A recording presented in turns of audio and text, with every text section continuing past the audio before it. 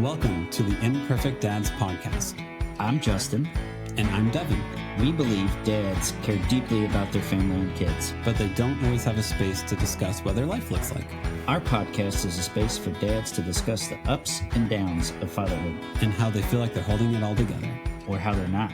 Thank you for joining us for this episode.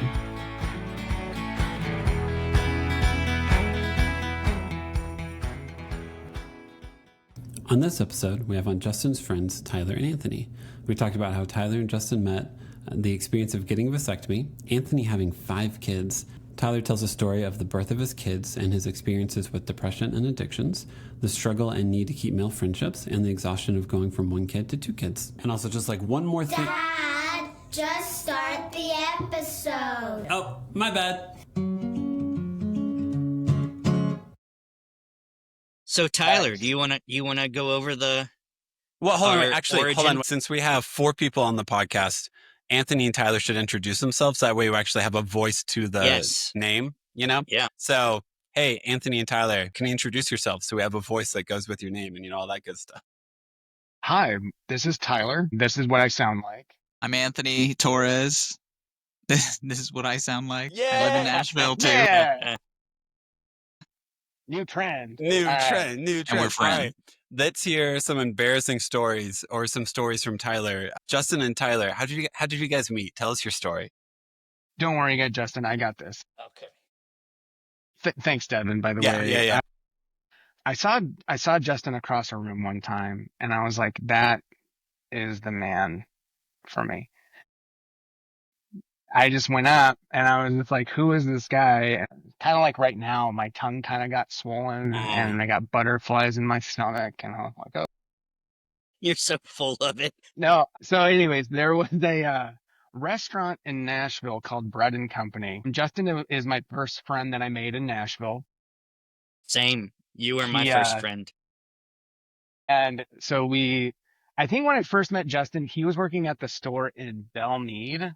Huh? And I went in there because the good thing about Bread and Company is they had food was free pretty much for employees. So they had like a Bread and Company card, and you can go to any of the restaurants and buy food. And so I would usually go, I think I was working at the one in Green Hills at the time, and I went there to the one in Belmead, and I remember seeing this guy, Justin, and I was like, "Hey, how's it going?" And then he's just like, "I'm good." And I was like, "Yeah, I'm about to go to the one in West End." And you're like, "Yeah, I go to the one in West End quite a bit because I could get my allergy shots there." And I was just like, and I'm like, this is the biggest nerd ever, since he's saying I go get my allergy shots over like at Vanderbilt or something. I was like, oh my God.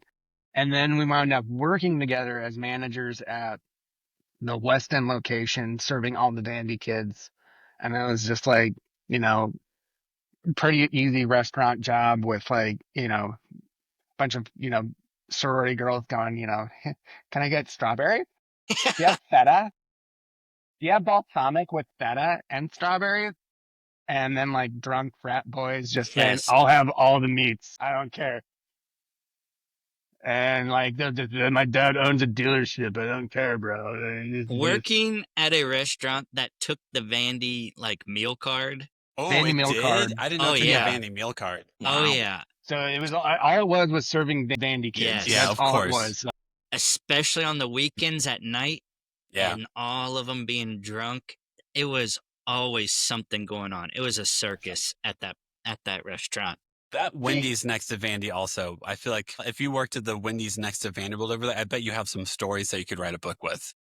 Yeah. And then but the cool thing, Bread and Company was such an institution back then. So this is old Nashville. Yeah. And so it was that was really kind of the restaurant to go to, it was very simple. It was very soup, sandwiches, Yeah. and salads, It was but the it local was, Panera bread.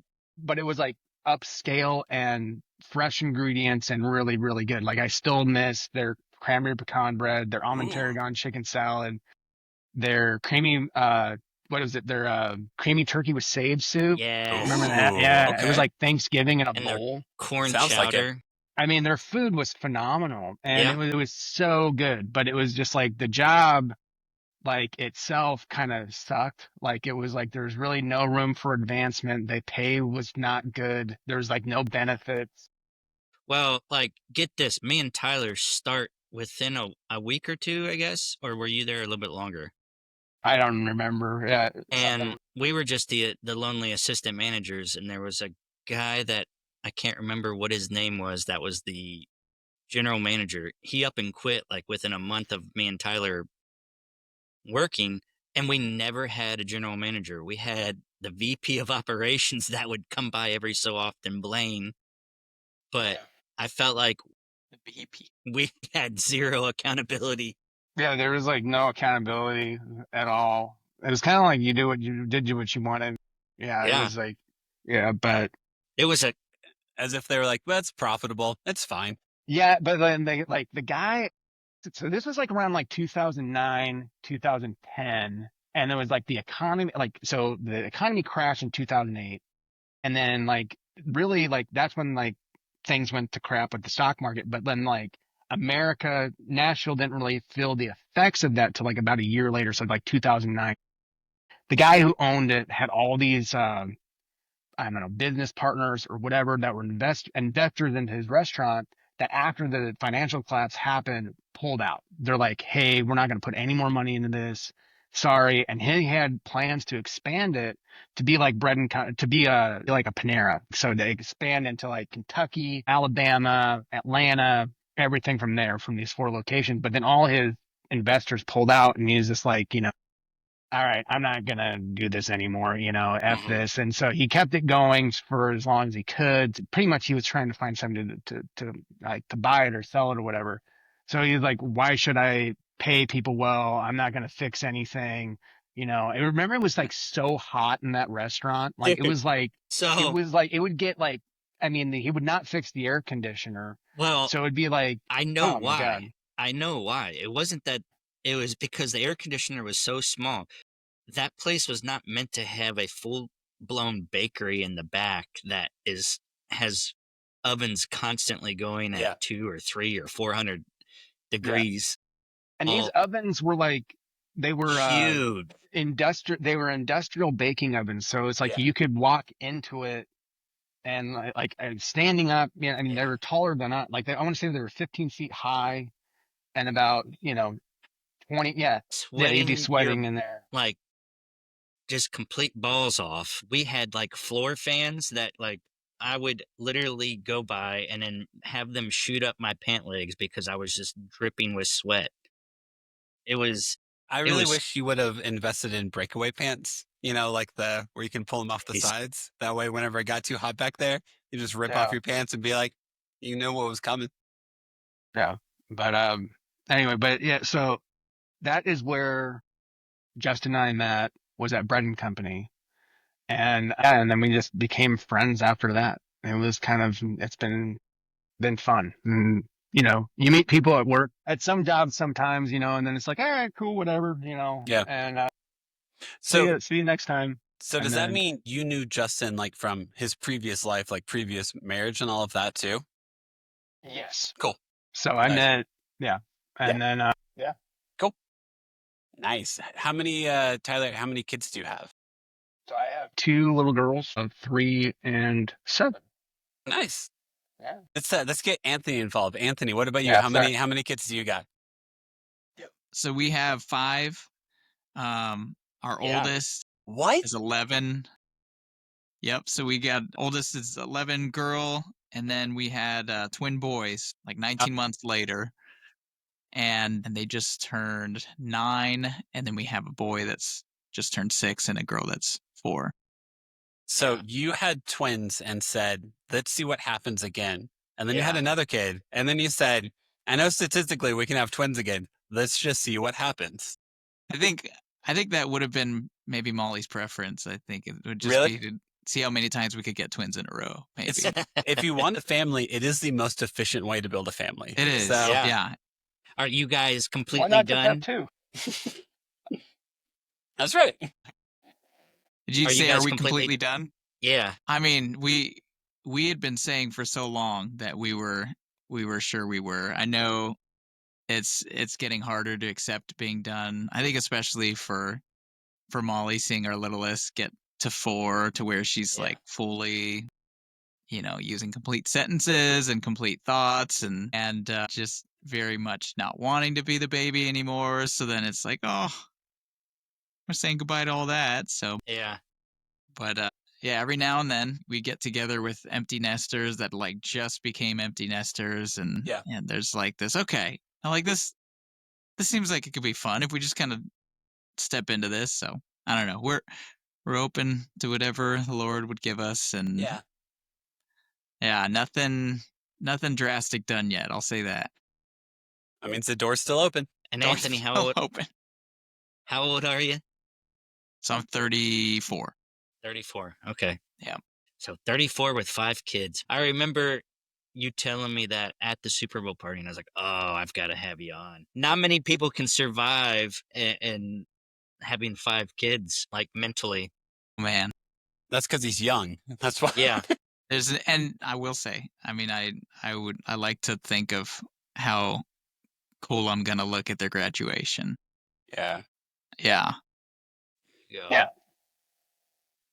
And you and Molly do a great job. So so Anthony and I know each other through church and we are in the same small group, essentially same small group at church. So luckily I get to see Anthony and his family once a week. They come over to my house and hang out and, just, we get to be friends, and it was very kind of like, it's funny. It's like churches kind of force you to be friends sometimes, but it was just like I think for Anthony, our relationship and friendship has just been like really just kind of happened organically, where it's like, we I'd say just, so.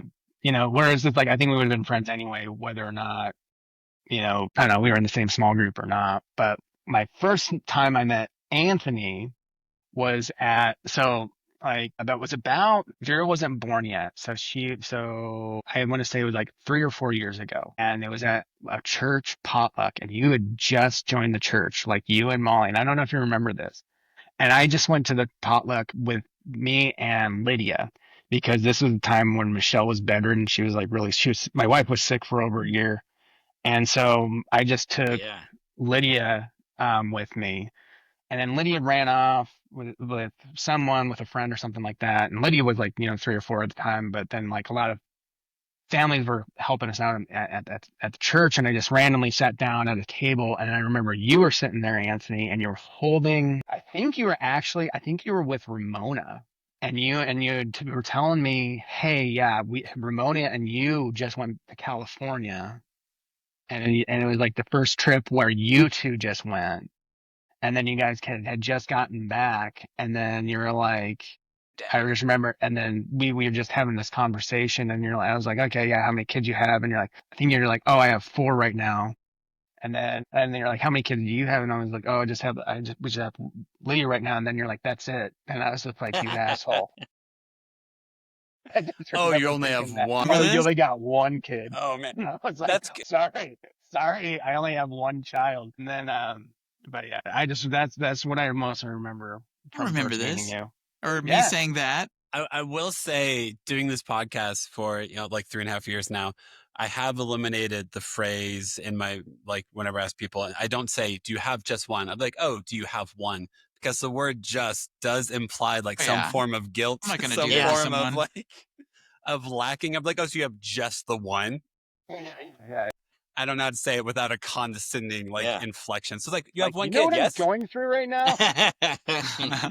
If you knew how I was with the 1 kid, you wouldn't say the word just, okay? Well, dude, Devin, Tyler, you need to tell your birth stories for both of your kids. Well, I'm just going to start off with my birth story with, I've had a vasectomy and I'm never having children again. # get a vasectomy. They're awesome. It's like the best experience you can probably have. It's like Highly recommend. It's great. They give you, they bring a nurse in.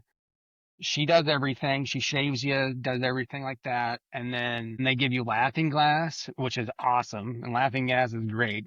And then if you have a really good doctor, they just make penis jokes the whole time while they're doing the thing. Yep. And so guys out there, when you're wanting to get done, don't let the internet scare you about vasectomies. It's easy.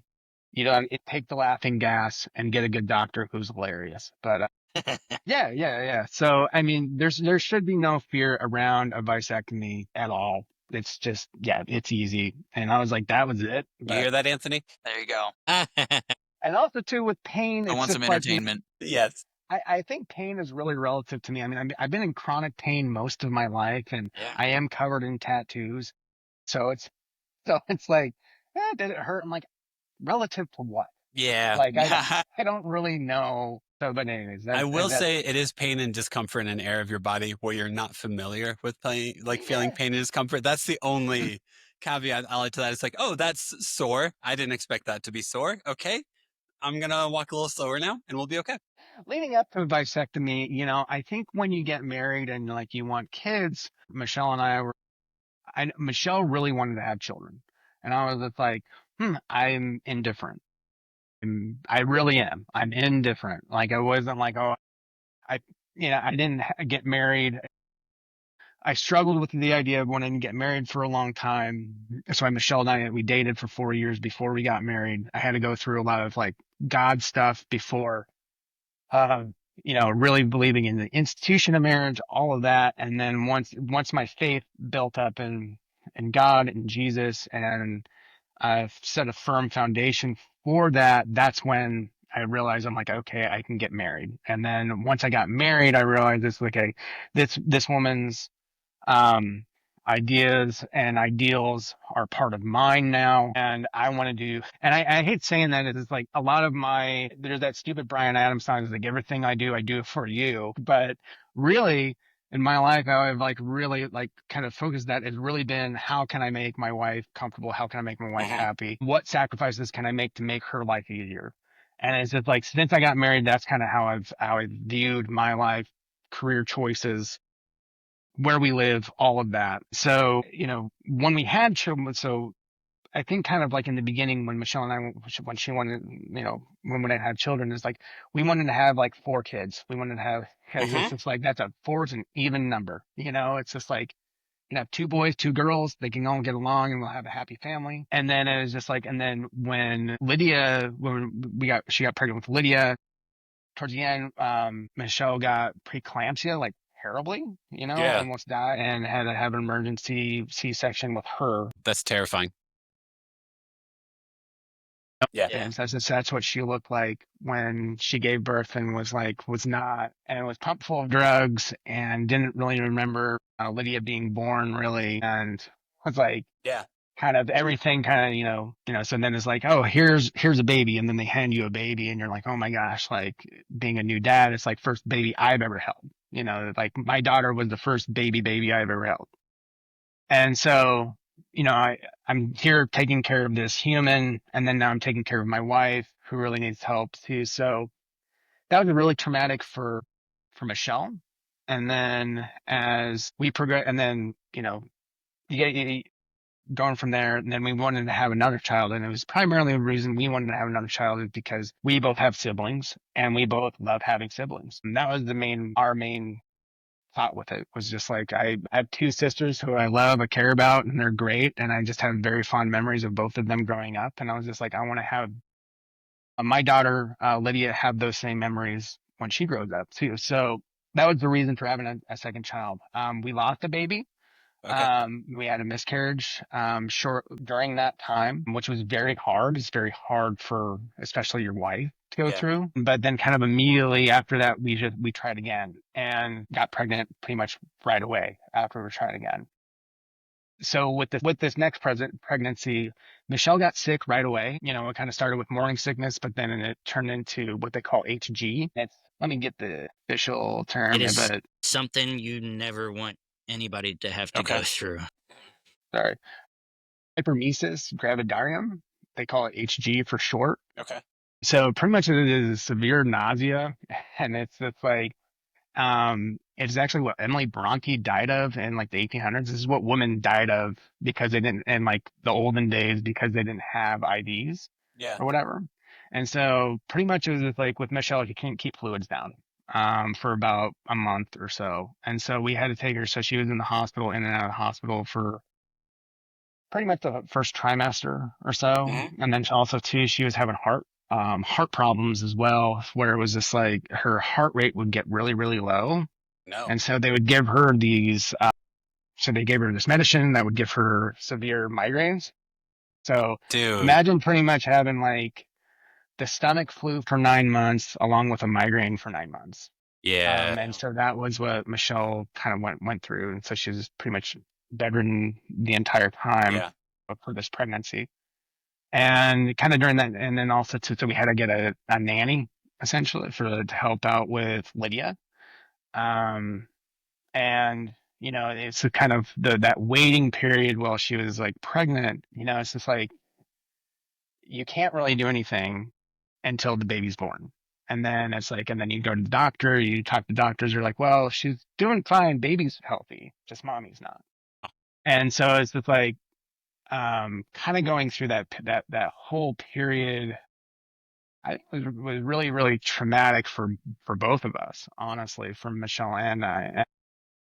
And then I got kind of really into like a really deep depression from that. Like, and it's just like, as a man, it's like, you don't know you're depressed until like afterwards. And I don't think I realized I was depressed till after I was depressed. And kind of what got me out of my depression is like during that whole year, like that Michelle was sick, like everybody kind of kept on coming up to me and saying, hey, what can we do for you? What do you need? What do you need? What do you need? I'm like, I don't know. Like, help me take care of my kid. Help me do that or this or that. And then honestly, it was like after Vera was born, I went and got a tattoo. The tattoo artist I hadn't met before, and he was just this really, really, really cool guy. Shout out to Forrest at Custom Thrills. But I scheduled the appointment. We did the tattoo, and like during that whole process of him giving me a tattoo, we talked about aliens. We talked about Bigfoot. We talked about conspiracy theories, different TV shows we liked. And after that, I realized what I needed that whole time was a friend to get me out of my head, because during that whole year, the only men that I knew, the friends that I had, and the friends at church or whatever, everybody was asking me, the only one would talk to me, they would only ask me about my sick wife or my kid. And what I needed the most during that time was just I just needed a friend to get me out of my head. And so from there, that was just a huge realization for me to help other men and help how I communicate with other people now too. So there are people that they're going through either depression, hard moments, or whatever. It's just not necessarily don't want to talk about that. Yeah. They don't need that. And it's just not, it's how do you get them out of that funk they're in a positive way without being gentle with the fact of what's going on in their life. And for me, it was just like, huge, big, wide eye opening moment for me is just like, how many times have I shut people out, or have I tried to just say, okay, what do you need? How do I force this on somebody? When honestly, somebody just needs to talk, and they need to talk to you. Well, shit, Tyler. I wish I would have known. Yeah. Well, and that's the thing. I didn't know. When you're in that, you don't know what you need. Yeah. Yeah. And so it's just like, now that it's like, now I'm out of that depression, I'm out of that funk that I had, it's just like I can recognize that in other men who I see that are struggling, or if I know that they're going through a hard time, I can get them and I can just talk to them because I know that they need that. So do you think that you working at I can't remember what it was called. Worked at a treatment center? Or? Yeah. Working at that treatment center helped you with being able to see that as well? Yeah, I think so. I mean, also too, it's just like, I'm in recovery as well. From addiction, and it's just like, I think it's a combination of all of that. Being in, going to counseling myself during that time, talking to a counselor also. But as I said, it's just like, I think each of those individual things is great. And there is a big problem here, but it's just like, I feel like a lot of times with counseling, recovery, they want to focus so much on the problem. Mm-hmm. And it's just like, if we fix the problem, or we focus on that and we talk about the problem will get better and you'll get over it. Whereas just like what I found for me was just like, okay, get me away from the problem for like an hour. And then, you know what, I'll have the motivation to go back to it with more energy and more perseverance than just staying in it the whole time. And it's kind of like being in a boat that's consistently going upstream, and you're like kind of rowing up against this current and you're making progress, But then once you rest sometimes and you go downstream with it and you just like let go, you're like, wait a second, I have enough strength to kind of turn around and get enough momentum to get back up to where I need to go. And for me, it was just like, I just needed to let go with that. And then I was able to turn around immediately and get back to where I needed to be. And so I don't know. I mean, it's just. Yeah, I think to some extent, some of that is like, we all have things that are wrong with us, problems that are with us, but it's not all of who you are. So if I constantly focus on quote unquote what's wrong with you, then to some extent you're like, well, this is all I am. All I am is my problem. Mhm. And that's it. And Yeah. for someone to be, for lack of a better way to put it, just a good hang, it just reminds you of like, oh, there's actually so many other sides to my personality. And Yeah. similar, if I put any part of my personality underneath a microscope or a magnifying glass, it's not going to turn out well. Like even my positive traits, if it's the only thing I focus on, is like, oh, I'm no longer a well-rounded person. I'm not realistic to who I am. So how do you break up your rhythm? How do you break up who you are in some days? Because yeah, sometimes you get stuck in this weird rut, be positive, negative, whatever. And you're like, oh, I'm more than this. Someone help remind me that I'm more than this. Yeah. Help me remind me of, yeah, I can laugh. I can be funny. Oh yeah, I do like topics that are just weird, Yeah. you know? And it's like, oh yeah. Let's talk about, weird conspiracy Yeah. theories, let's talk about that, and it's like, yeah, I do like this stuff, and anyway, but I always feel like if I'm in a funk, I feel untethered, as if I feel like I'm just floating out in space or something like that. And then a good conversation, someone just talking nonsense with you or something like that, does almost like bring you back to earth. And you're like, oh, let me just get out of my own headspace. I don't know where I'm flying around at, but like, I'll be fine. I'll be fine after a bit. yeah, I think I think I, friendship and deep friendship, deep meaningful friendship is really needed across all men. yeah, And dude, that yeah, I mean, 100%. yeah, I mean, bringing this up too is just like, I, I kind of during that same time, like I think kind of like some of the roughest periods of my life, like just life in general, was like 2021 to 2023 or four. And I just remember too is that like during that time, I was like, gosh, I had everything going on with Michelle, my wife, new kids, the job that I absolutely hated, and I got fired from a job that I absolutely hated. Yeah. It's just like, and then it was like, and then also during that time, it's like I had two other friends commit suicide, and then I Oh had another no. friend, die in a car crash. And then there's this like I was thinking about this too, is this like kind of like Justin, you mentioned this like deep friendship community is what you need. And it's like I was thinking about these men this past year is just like because I remember like with those two friends, it's like there was moments when they texted me and I didn't text them back, Yeah. and there was moments when they called me and I didn't call them back. And I was just like, man, what would their lives look like if I would have done that? And it's just like, and so now, gosh, I have, that's why it's like, I'm so big into community, so big Yeah. into like having men being in friend and making friends with men. But also it's just like, not just that I have friends, but how do I make it easier for men who are feeling awkward making that first step into a friendship or in a community? How do I make that easier for them? How do I be that person that's actually the welcoming person when I see somebody new that I don't know at church or in my community or at work, And it's like, how do I make them just feel welcome? Because it's just like, I don't know. Tyler, how old are you? I'm 40. Yeah. I also feel like you get to like your later 30s, early 40s, and you're like, how do I make new friends? Like as you get older, does cracking the code of making new friends is like, I think something that everyone struggles with. Yeah. And if there's anything that I have to say too, is this like, you're not done making friends yet. And I think there's like this unwritten thing with guys and I don't know out there. Some people, they operate on this list, this make believe list that it's like, I'm done with college. I have my squad now. I'm done making new friends because I have my squad. I have, okay, I got married. I can only hang out with my married friends. Oh, I had my first kid. I'm done making those types of friends. Oh, I turned 30. I can't make friends anymore. I turned 40. Definitely can't make new guy friends anymore because I already have those. Exactly. Yeah. You're not done making new friends yet. No. Yeah.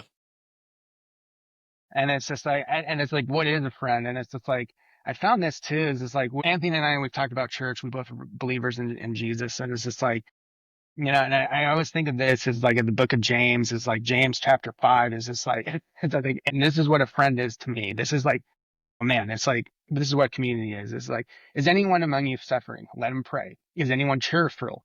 Let him sing praise. Is anyone among you sick? Let him call the elders of the church and let him pray over them. And it's like, and the prayer of the faith will save the one who's sick, and the Lord will raise him up. And it's just like, and if he has committed sins, he will be forgiven. And it's just like, so therefore confess your sins to one another and pray for one another, and you may be healed. And it's like, I think of that consistently. It's just like, man, what do I think of a friend? It's like a friend is somebody who will lift me up when um, when I'm suffering. And it's just, and then somebody will celebrate me when I'm feeling cheerful. It's just like, gosh, that's friendship. Yeah. And you can find that. And it's so hard that it's like, people have a hard time finding that out, and they have a really hard time talking about that. And it's just like, it's that easy. I think now it's just like if you're in a group or you're a person that does have friends, it's like now for me, it's just like I've had friends die, that are like, and the friends that I had that died, they were Christians. They believed in Jesus. They read the Bible. I think they were better Christians than I was.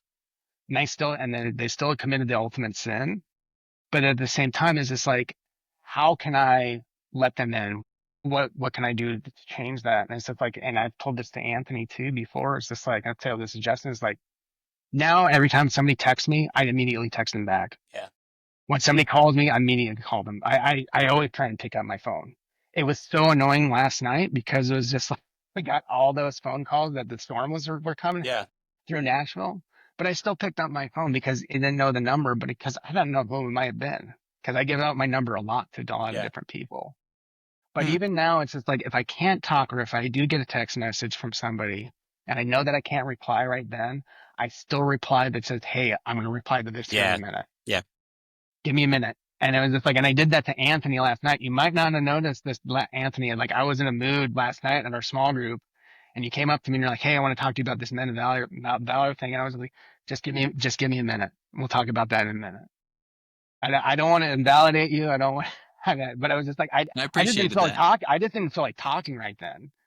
But then later on in the night, I felt like talking and I wanted to do that. But it was just like right in that moment, I was like, I can't talk. I just got off of work, fighting traffic. And Tyler, that's what I love about you, man. You've always been so honest in how you're thinking or how you're feeling at the moment. I mean, that was something I remember, just going to your house all the time, sitting on that front porch and smoking a cigarette with you or something like that. And we would talk about something. And you're like, I don't want to talk about that right now. Mm-hmm. I'm like, all right. Yeah. I totally understand. And I'll bring it up later. But it's just like, hey, you don't have to. It's like, no, I don't want to talk about that. It's like, hey, I'm not ready to talk to you right now. Yep.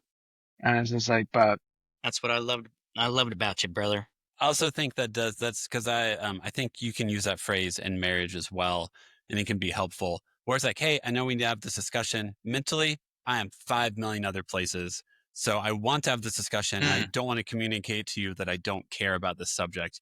But I just know if we talk about it right now, it's gonna be my worst foot forward. So how do we work around this? I'm trying to be real with where I am mentally, because it's nowhere good. So how do we work through this? As long as hopefully it's always met with positive responses. Yeah, and it's going back to your kids, talking to your kids like that too.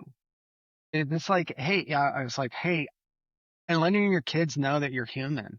I mean, it's just like, God, I show my humanness to Lydia and my daughter Vera like every day. It's just like, what's the one? If you ask my girls what like the number one thing I'm working on with them right now is, they're like, we're working on Dad not saying bad words. That's what they say, and it's hilarious. That's awesome. And they're like, yeah, Dad, no more bad words. I'm like, I know. Okay, sorry, But at the same time, like when they get in trouble or like they do something that's not right, it's just like we talk about it. We don't, and then it's like we talk about it in that moment, and then we might need to bring it up later, because sometimes like in that moment, what I want to do is I want to go kick a pillow and throw stuff, whatever, because it just pissed me off. But I know that that's not constructive. Yeah. So I'm like, okay, let me go blow off steam over here. Come back to it. Am I perfect at doing that every time? God, no. Hell But no. they know, and my kids know, my wife knows too, that we're going to bring it up. Because you have to. You just have to. Anthony, you have 5 Anthony, kids. I talked a lot. You talked to Yeah. Anthony. Anthony, you have I'm 5 loving kids. Whenever there are moments of conflict, or I don't want to use the word correction, but I guess it applies here. Like, how do you feel like you approach that since you have 5 children? Just If there's 5 moments children. there's categories too. So you said if Yeah. there's moments of conflict. Yeah. Like Right? if it's a moment like that where it's like, oh, like something happens where you're like, oh no, I can't let this stand, but you're too like heated to like go about it, which it won't just be trauma later. How do you approach that? Yeah, there's I have a system I think built deep within me that's very much just like, peace and quiet by just I don't know, like hood mentality. And then there's the other side of me that was just like getting ready for parenting, all getting ready to get married and have kids, and I was reading things and listening to speakers, and like I love Fred Rogers, and I'm like, that's what I'm going to be. And so there's this conflict, and it can be shame inducing too. I'm like, I'm not the man I'm trying to be, and there's these tools I'm trying to learn, there's these tools I'm trying to unlearn. So it's been messy. I mean, it was a lot easier with one child. And so I'll tell people too, I mean, if they have one or two, I mean, especially like there is a difference going from 1 to 2. I mean, Yeah. you're already feeling outnumbered, even if you aren't, between you and your wife. And just that, I remember a specific moment where my daughter, who could do no wrong, like just over 20 months, and I was like dealing with the twins and changing a diaper, and then she like was climbing all over me, and so it would have been sweet, but she like stepped on my calf, and I was just like, I had it too, like my mind was and it was like right in a sharp spot too. And that's when I just like turned around and like snapped and shouted at her. And that was the one moment I remember where it was like, oh, like I had never done that to her. Yep. And so there's always been, that's where it was the first time I realized what kind of anger was in me that I wasn't dealing with. I didn't know how to express constructively probably all my life. Yeah. And, so it would come out at times, just, we'll say, my favorite phrase is the reaction is disproportionate to the situation. Yes. And, I mean, I had a little notebook, an anger management notebook that I picked up one time, because I was like, I'm gonna talk to a counselor. I'm also gonna do this, and that's been helpful. So there's that. I mean, in terms of, it's been a mixed bag though. I think there's times where I've been able to level with them, and like, in the past couple years, there was an instance with my son where like he was really, really sad, and I got in a big moping fit about something that happened, and I part of me like just kind of shut down, like to get angry and be like just no empathy at all. And then there was another part that I had just finished watching a documentary that kind of like was still sitting with me too. It was called The Work. I don't know if you guys had heard about this, but it was about guys in Folsom Prison, where they had these 4-day intensives where people from the public could join them. So these guys would sign up and do these 4-day intensives with prison inmates, and I just watched the way that they unpacked each other's stuff, and the way that they like looked at each other and loved on each other, and just said like, feel the feeling, like go there, I'm right here with you, you're going to be fine. And so I kind of just started to model that with my son in that moment, and I wanted, that was those kinds of things I try to pick up as I go, this like, hey, like you can go there with me and we're going to be fine, and we're going to figure out like how we get through these things. I think, Anthony, a word you said specifically that I don't know if enough people know is, as you get older, you don't just learn new things, but it's also a lot of unlearning things. So it's a lot of like habits you have where you're like, oh, this is what I think is right, and it's not really that right. It's just me being in control. So how do I unlearn this, basically? Control. And I think I didn't know I had anger issues or control issues, or I wasn't as aware of them until I started having kids. And then I was like, why am I so mad about this? It's like, well, you can't control the situation. Well, but I want to. You can't. So deal with this now. It usually starts at marriage where it's just like that. I think my favorite joke about marriage is like, I didn't know that there was a wrong way to put milk in the refrigerator until I got married. Yes. No. Yeah. Like, yeah. All right. Yeah. It's so true. The same thing with kids. You're like, oh yeah, like I have to like teach you. Yeah. You don't put milk in your shoes. Like you just don't. Like you can't like. Not in my house. Not in my house. I had a conversation with one of my account managers the other day, and he was like, he came from very rigid landscape companies that were like, this is how we're going to do it. This is what you need to do. He was like, you're totally different. He was like, I love working for you. And what I told him was a couple of years ago, like 3 years ago or so, I tried to control everything. And when I couldn't control it, my anger would get like, I'd black out and I would yell, cuss, throw stuff, break stuff. And it wasn't until I had therapy and medication that I realized that you can't control everybody. You can't control anybody other than yourself and your actions. And when I started to slowly learn that the hard way, like my whole demeanor calmed down and control. Yeah. Well, I think kind of to go back to what you were talking about earlier, Tyler, whenever you're into depression, I do think, I don't know if it's just as men or as our culture in general, but whenever you go up to someone, we usually go with an action of some sort we think we should do for them. So you go up to someone and you're like, well, what can I do for you? And ultimately, I do think, is that like, you don't want someone to do something for you. You want someone to go through something with you. And so but also though, like we live in our society and culture rewards problem solving skills. So then you can also feel like you're a problem that needs to be solved. So it's very messy. It's very hard because Justin, you have a newborn at home, probably at that time in your life. And you're like, how do I make things better? And it's like, it's just a really exhausting time of life. You just have to get through it. And you're like, but what do I do to make it better?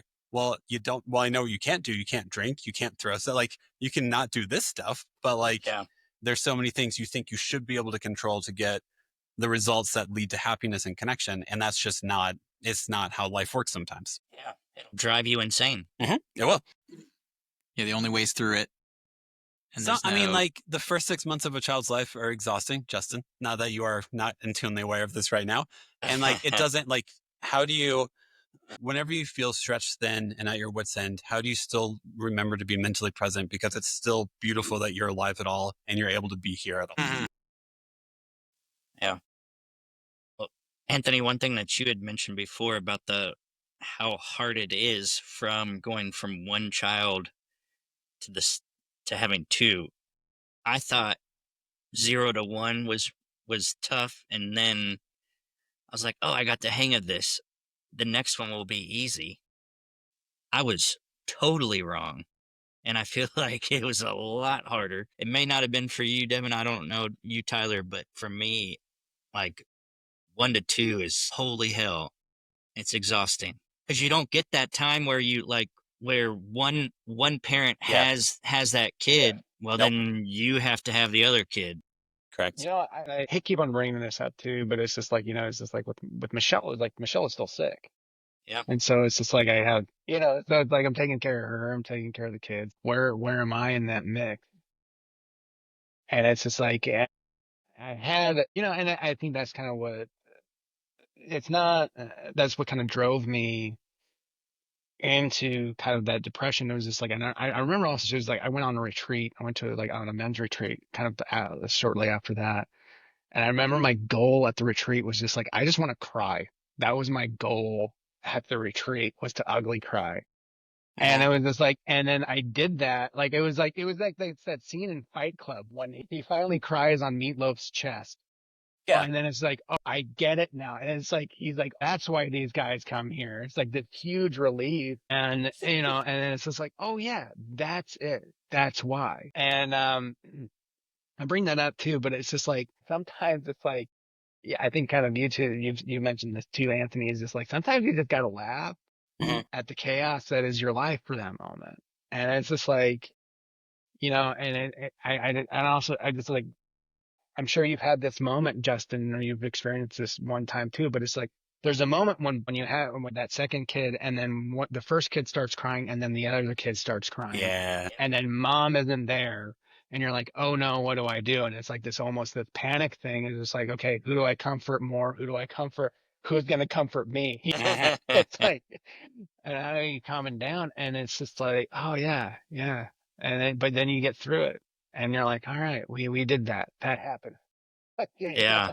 Well, I feel like it's been a while since I've said this to you, Justin, but like I feel like we talked about this a lot whenever we did the earlier episodes of the podcast, is just remembering that like you've never done any of this before. So your brain is literally just constantly like, what am I doing? You have like no base of familiarity to do anything on. And like just reality that the first time is usually not the best time.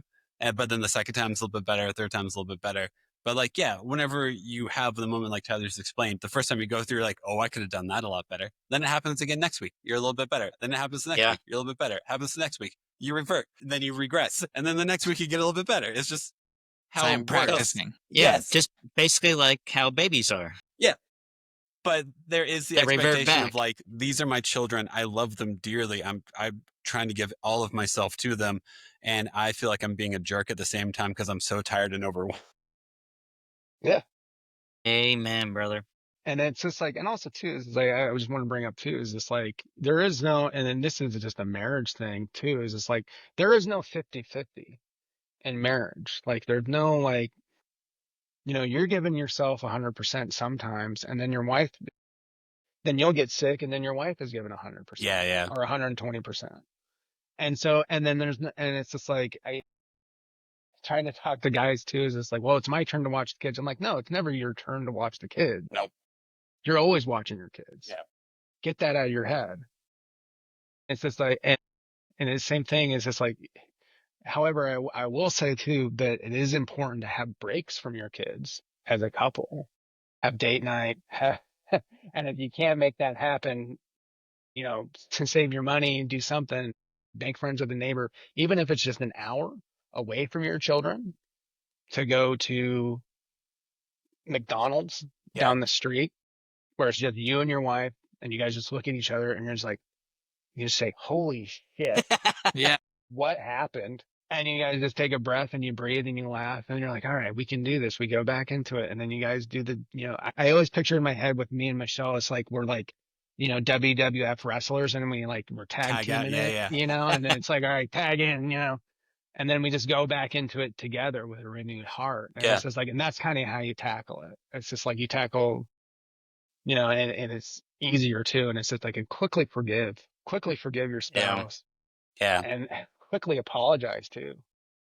And it's just like, I see that happen more with like, cause it's just like, and I don't know who told me this, but it's just like, if your marriage with your wife is good, your kids' relationship is going to be good. Their relationship with your kids is going to be good. And it's just like, well, if I, that's why it's like, I constantly tell people, it's just like, I have a smoking hot wife. She's awesome. And it's just like, and I love her to death. It's because it's just like, I constantly want to make that relationship number one in my life. It's like, okay, yeah, Jesus is up here. He's above that. That's cool. But then it's like my earthly relationship with my wife is the most important one. And it's just like, I do that. And it's like, when I know that that's off balance, I start noticing my kids start to annoy me more. It's just like, I start to get more distant from them. I start to get more distant from my job. I start to get more distant from my friends. And it's like, it has to come back to that relationship with my wife. You know? Devin, I think you've said this, or I've read it in a book or something, about how you show love to your kids by how you love your wife. That was Caleb Lindsay, the one guest we had on a couple of weeks ago. Okay. Yeah, he's very big on that. I think there's a moment you realize, especially if you have daughters, how you treat your wife is how your daughters will assume they should be treated later on in life. And you have to take that seriously. Yeah. It's like my kid's number one complaint against me and my wife, Michelle, is that we smoochy kiss too much in front of them. Smoochy kiss? And so we smoochy kiss, and they always want to break us up from smoochy kissing each other. Because I always smoochy kiss my wife when I get home from work. And then and it's just cute. It's a funny, cute thing that they do. They break us apart. They're like, no more Yeah, smoochy kisses. yeah. Just like Bluey. But Just hey, just like Bluey. Love you it. know. Yeah. No, we try and gross out the kids pretty regularly too. Like, yeah. Anthony, were you like 23 when you had your first kid? How old were you? It's so long ago. Yeah, I was 24. Okay. No, I was 23. Okay. And I was then just trying to do 24 a math. couple months later. Yeah.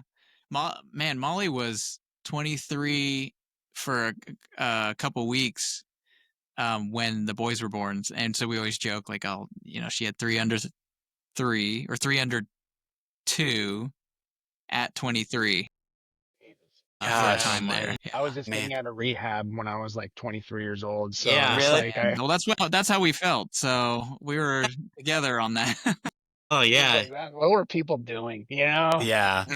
Like, Tyler, get out of rehab I would for have the been second far time. from a great parent. Yeah.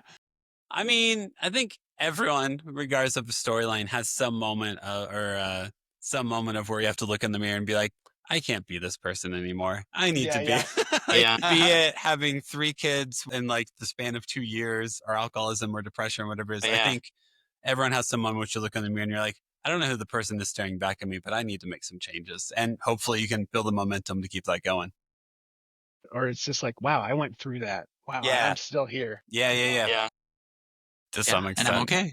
Yeah. Yeah. Hey, Tyler and Anthony, how we end every episode is we ask every guest 5 questions. So whenever Justin has the first one pulled up, we'll ask you the first one. You want to, let's trade back, like Tyler answer, Anthony answer. Then we'll snake it back, Anthony, then Tyler. Let's do that. Ooh. So All right. Anthony, Tyler, down. Anthony. Whatever. I'm just trying to be ridiculous at the end of this phone call, okay? Justin. All right, Anthony. Backup names for your kids. Did you have any? Backup names? Yeah. Oh. Like what you what almost we would have named them. named them. Yes. Yeah. So yeah, so we for one of our daughters, so her name is Leticia, and we really liked the name Cleo, and Molly immediately, just one day, she said, oh shoot, yeah, no, we can't name her Cleo Torres, and she just kept saying it over and over, and she said, no, that doesn't sound good. So that one fell by the wayside. That's the first one that came to mind. We've had others too. We had a really hard time with boy names. Yeah. And there are many that got thrown out.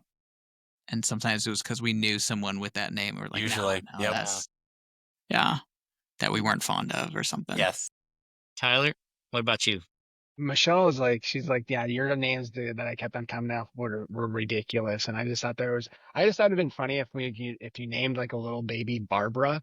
And I just like, it's like this old lady, like, and I just thought it'd be funny if I had a daughter and like, oh, here's my baby, Barbara. And it's like, That's a baby boomer name. That was one that's like, okay, we definitely weren't going to name, either one of our daughters that. If we had boys, I really like the name Rocco, like Rockford. So it'd have been Rockford McPherson Fruland. So it'd have been that would have been the boy name. I think That would have been awesome. such And a then we called badass name. And then we called the little boy Rocco. Rocco, that's cool. That'd been cool. Nice. Anyway, yeah. Nice. All right. Next question. Tyler will answer first. Do you have a favorite TV or movie dad? I think kind of now, it's like Carl Winslow off of Family Matters is always good. And then, I'm just thinking of like the TGIF shows when I was a kid. Yep. So it was like all those dads. So it was like, got Bob Saget on Full House. And then they did a thing with TV dads, but they didn't put the dad from Step by Step on there. And it was Patrick Duffy. He was like the dad from Step by Step. And then it was Family Matters, Carl Winslow. But anyway, so yeah, I think all the dads from TGIF. Yeah, that's fair. Yeah. Anthony? TV or movie dad? Or movie, yeah. So much love and idolism for Bill Cosby for so many years. It's a common answer, Anthony. You're not no the first shame. person to go through this, okay? Okay. There's no shame. Cosby Show was, I watched the whole series. I cried watching the look back, and just there was so much of the character and even some of, his own like personal speeches and things where I felt like, that the playfulness, like there's the tough love with the kids, but it was also, it was affectionate. It was fun. Yeah. It was at their level, but it was also still like, hey, like these kids showed up on our marriage. Like we had this thing. And so it was honest and like their marriage was super important and these kids kind of invaded on it, but they also love them. And it was all just, they just had fun with it and it was funny. So. Yeah. Nope. Trust us, Anthony. It's not the first time people have been like, well, Bill Cosby was a phenomenal TV dad, but I don't know as a person. Trust us. The TV version of Bill Cosby is awesome. We'll leave it at that. Yep. All right. Next question, Anthony. Do you have a go-to replacement curse word? I think it's like I've always wanted to be Southern, and now I am. Like I'm from California, but like the one I picked up is just saying goodness, and like making sure it's 2 big syllables, like with that inflection. Goodness. Yeah. That's awesome. That's great. Tyler, we know you've been working on not using so many bad words lately. Yeah. I'm working on I'm not saying bad words.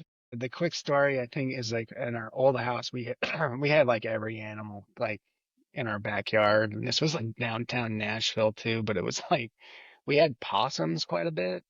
And one time I had like a possum up in a tree and I was like, go on, get. And I like pushed it out of the tree with a broom. And like, that's like, it burned in like my neighbor's memories, my memories. So I like, go on, get when I'm like. Where are you originally from, Tyler? I grew up in Colorado Springs, Colorado. Really?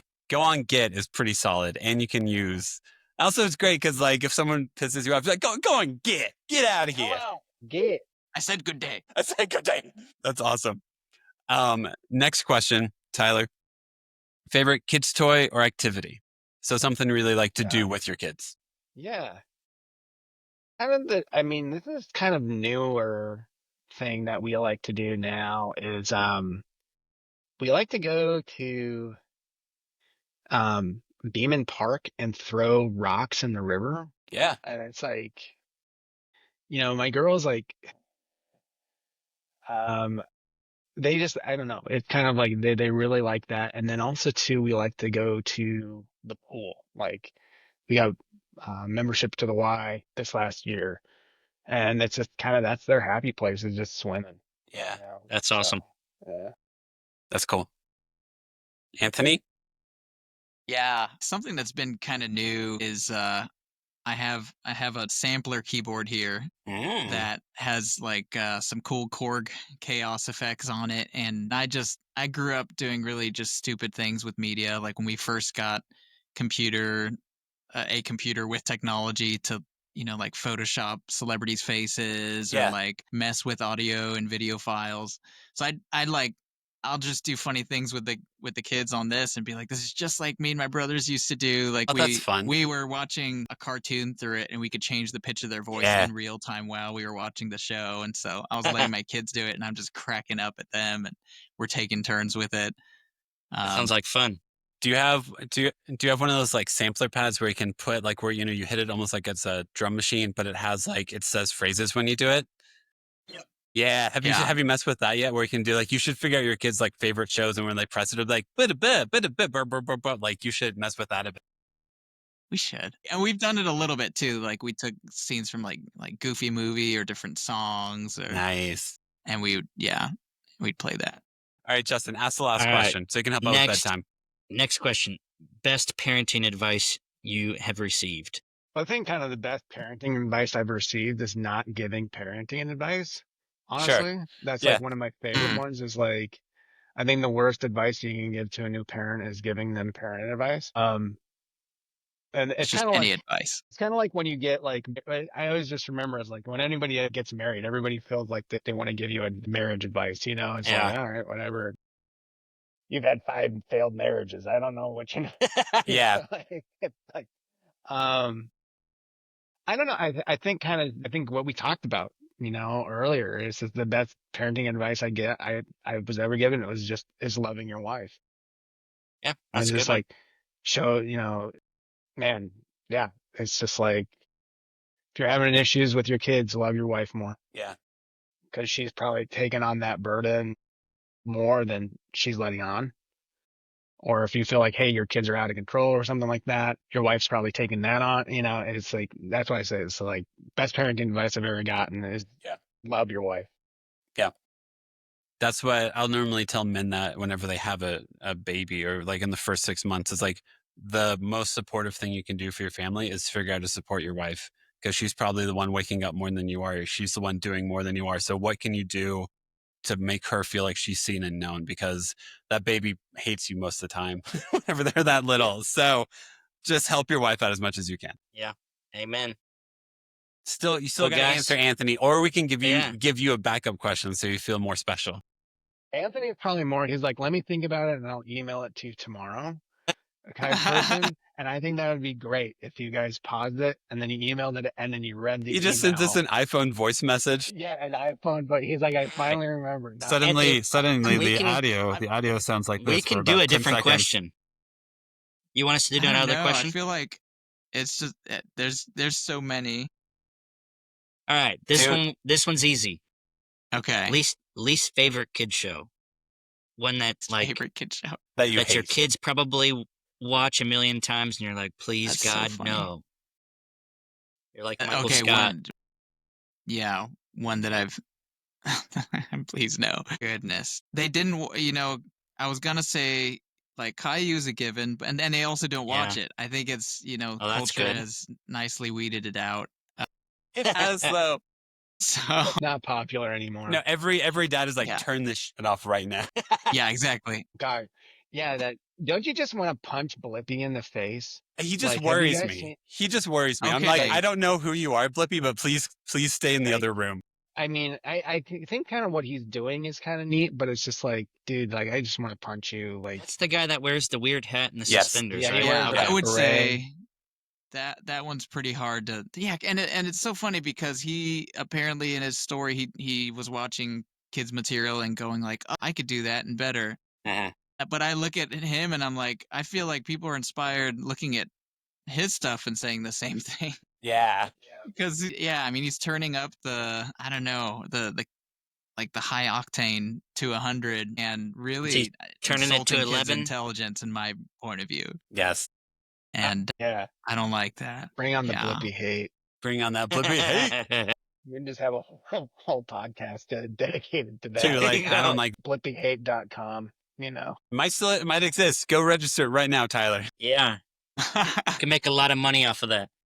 I don't want to end on that, no, but I'll just say for advice, this is not my favorite one, but I was thinking that people say that it goes so fast a lot. Yeah. That is one that I don't think I stop and ponder enough. Yeah. Until it's too late. You want it to be a cliche, but it's every single time you hear it, it's like, oh, that's right, though. So true. That's so true. So true. Anyway, but hey, Tyler, Anthony, we all have bedtime, so we should probably be helping out with right now. Dude. Justin, can we end this with the way we used to end it, in which we'd say, I think we hear our kids crying in the other room? Sure. Can we end it with that? Let's do it. But I think I hear my kids crying. Yes. Anthony, Tyler, thanks so much for your time. Thanks for talking about your lives. Thanks for sharing. Love you, Tyler. Thanks. Thank you for listening to the episode. Make sure to follow us on Instagram at The Imperfect Dads Podcast. And make sure to subscribe and rate us 5 stars wherever you listen to us. The music is provided by the Wildfeathers. And all episodes are produced and edited by me.